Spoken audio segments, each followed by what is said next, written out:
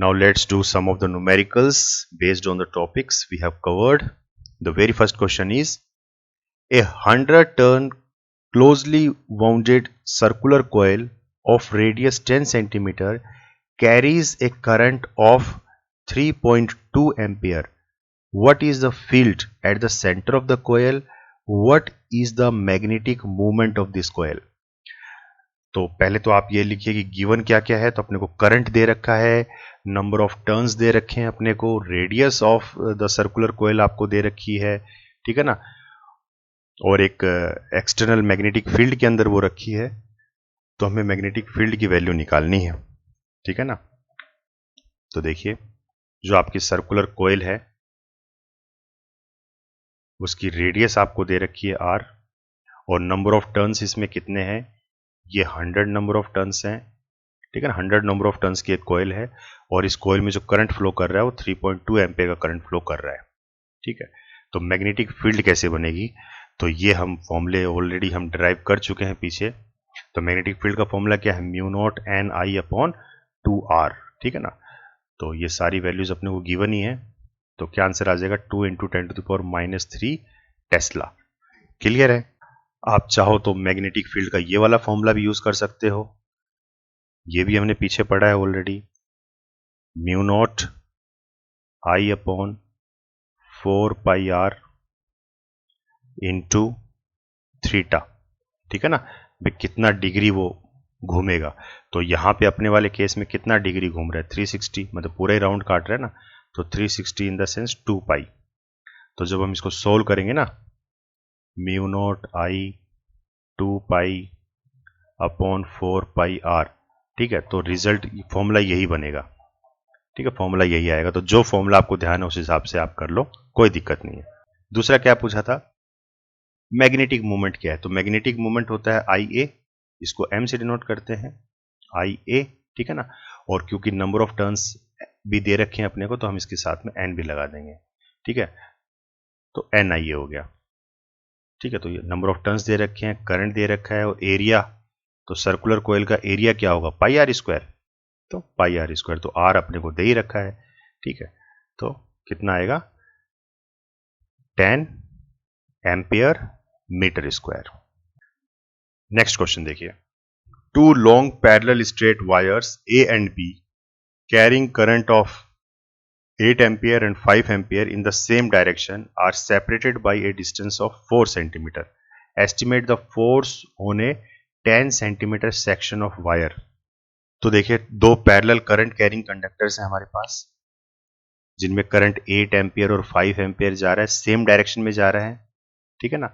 और दोनों के बीच में डिस्टेंस कितना है, d कितना है अपने पास, 4 × 10⁻² मीटर, ये डिस्टेंस है। तो पूछा गया कि फोर्स कितना लगेगा, तो force, estimate the force on A 10 cm section of wire, ठीक है। तो फोर्स कितना लगेगा वो पूछा है, तो इसको हम A नाम दे देते हैं इस वायर को, और इस वायर को नाम दे दिया B। तो force on A due to B कितना आ जाएगा, तो ये फॉर्मूले हमारे पास एज इट इज है ही, mu naught IA IB upon 2πd, ठीक है ना। L क्या है यहाँ पे, लेंथ ऑफ द कंडक्टर है, तो लेंथ कितनी दे रखी है, 10 सेंटीमीटर सेक्शन ले रहा है ना वायर का, तो 10 सेंटीमीटर उसकी लेंथ है, ठीक है। तो सारी वैल्यूज पुट करोगे तो आपका फोर्स कितना आ जाएगा, 20 × 10⁻⁶ न्यूटन, ठीक है ना।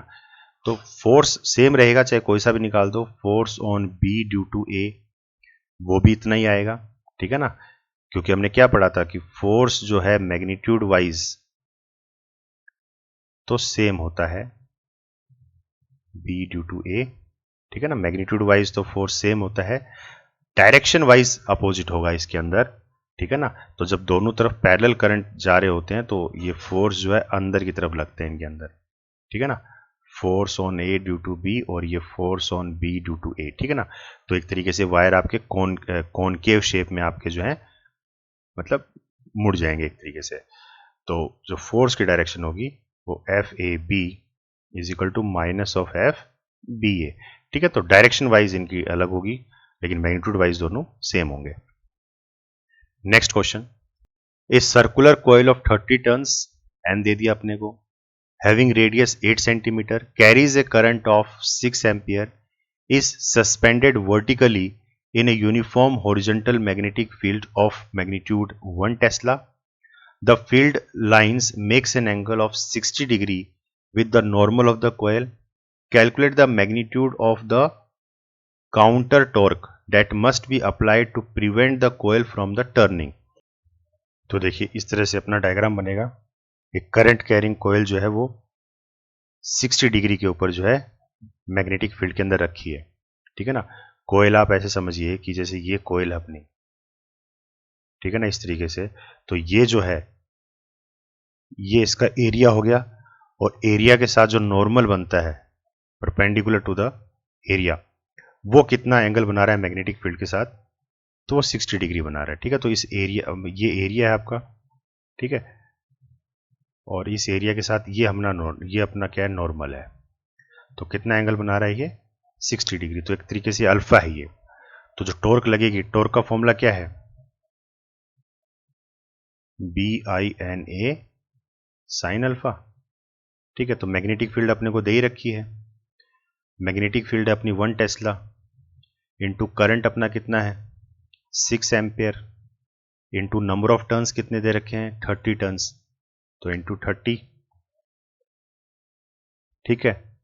और एरिया, एरिया कितना हो जाएगा, तो एरिया ऑफ दिस, तो पाई आर स्क्वायर, इस एरिया कितना लेंगे इसका हम, पाई आर स्क्वायर ना, तो पाई, तो 3.14, और इंटू आर कितना दे रखा है, रेडियस दे रखी है अपने को 8 सेंटीमीटर, तो इसको लिख सकते हैं अपन 8 इंटू 10⁻⁻², ये मीटर में हो गया और ये स्क्वायर, ठीक है। तो एरिया हो गया पाई आर स्क्वायर और साइन 60 डिग्री, ठीक है।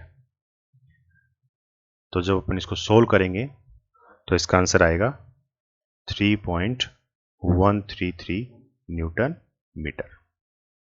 Dear students, here I am providing you with the link of some important books which is going to be very helpful for you. You can purchase them directly from Amazon at a very reasonable rate.